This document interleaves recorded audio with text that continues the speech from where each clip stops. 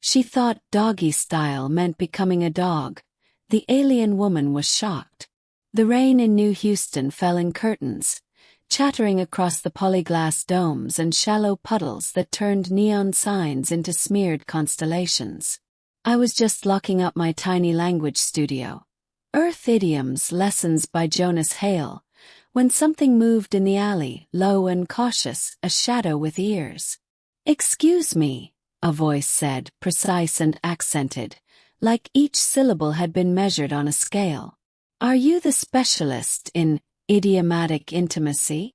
I turned to find her standing ankle-deep in water, tall, silver-gray skin glistening from the rain, a hooded travel cloak dripping as if it were melting into night. Her pupils were vertical slits, widening as she studied me. She lifted her hood. Thin, furred ears flicked free. "Not a costume, Sairen."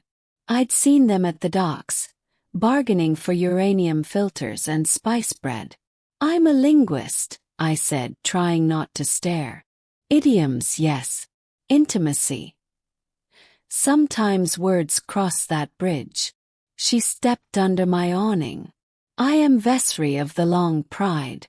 I've come for a lesson. My partner is human. He sent me a message with terms." She glanced down at her wristband and read, careful as if the words were fragile. "He says, 'Tonight I'm into doggy style. I wish to honor his custom.'" I blurted a laugh before I could stop it, saw her ears flatten, felt shame rise hot. "Sorry," I said quickly. It's a misunderstanding." "Misunderstandings kill alliances," she said, voice low. "On Sairen, style is not a frivolous thing. It is a vow to inhabit a shape. We have a rite called praxtii. Become the creature to understand the creature." I unlocked the door. "Let's get you inside and dry," I said. "I'll make tea. Then we'll talk." The studio's heater clicked to life, breathing warmth into the room with the old tin smell of dust. I handed her a towel. Beneath the cloak she wore a woven harness of iridescent fibers that changed color as she moved.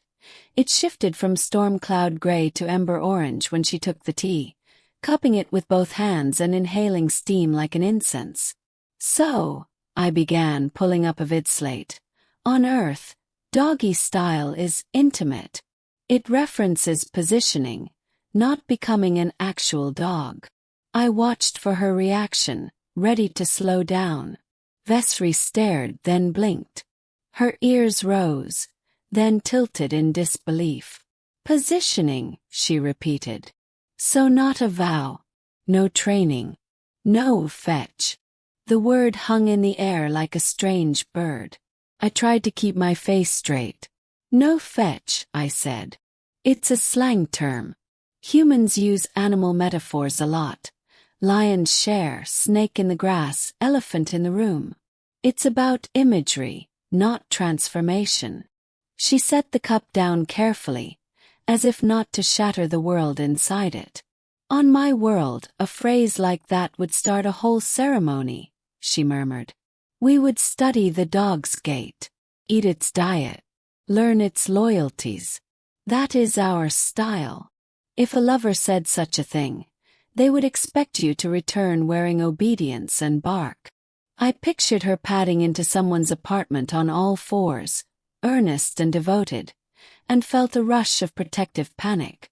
"I'm glad you came here first," I said. "Language can be a trap, but it can also be a bridge. Tell me about him, your partner." "His name is Mason," she said, and something softened in her face. "He traded for water rights on Resport 3. He laughed when I called the moon a silver bone. He laughed with light, not with teeth." "That's a good sign," I said. "He likely meant the phrase casually. A playful request, nothing sacred." She exhaled. "I dislike being a fool in a friend's house." "Then we won't let that happen," I said. "Let's build you a map." We worked through the night, lesson by lesson. I pulled up a list of Earth idioms and slang. She tested them like a jeweler tests stones, biting lightly at each meaning. "Spill the beans," she said, smiling when I explained. "Why beans?" "Because beans roll everywhere and truth is messy. And butterflies in the stomach." An old poet's way to explain fear that feels like fluttering. We laughed when she tried the phrase, "cool as a cucumber," and her cloak shifted to a calm green. At one point she raised her hand. "Show me the dangerous ones," she said. "The words that can wound by accident." I did. We went over the barbed wire phrases, the ones riddled with history, the ones that slice when misused. She listened with warrior stillness. "We have those too," she said softly. "Our words for mercy used to be our words for surrender." By dawn the rain had emptied itself and the city was a dripping skeleton, all gleam and quiet. Vessri stood, rolling her shoulders, cloak glowing pale gold. "I will meet Mason tonight with confidence," she said. "And if he speaks of styles, I will ask which river he means before I try to swim." I walked her to the door. "One more thing," I said. "Humans love honesty more than theatrics. Most of the time. You can tell him you asked for help." She tilted her head, the movement oddly cat-like. "I will tell him I found a translator who knew how to speak between pause and poetry," she said. "Jonas, if you ever visit Sairen, I will teach you praxtii for the word home. It is a good word to inhabit." That evening, as I wiped the boards and set the chairs, a message pinged. An image. 2 hands, one human, one furred and ringed with woven light, resting on the same table. A short line of text. "We chose our own style, conversation." Weeks passed. She returned now and then, sometimes with Mason. They brought me spiced bread and stories of ports that smelled like iron and rain. They learned to walk a mile in someone's shoes. And I learned to say Purakin Sairen for "I hear the shape of your heart."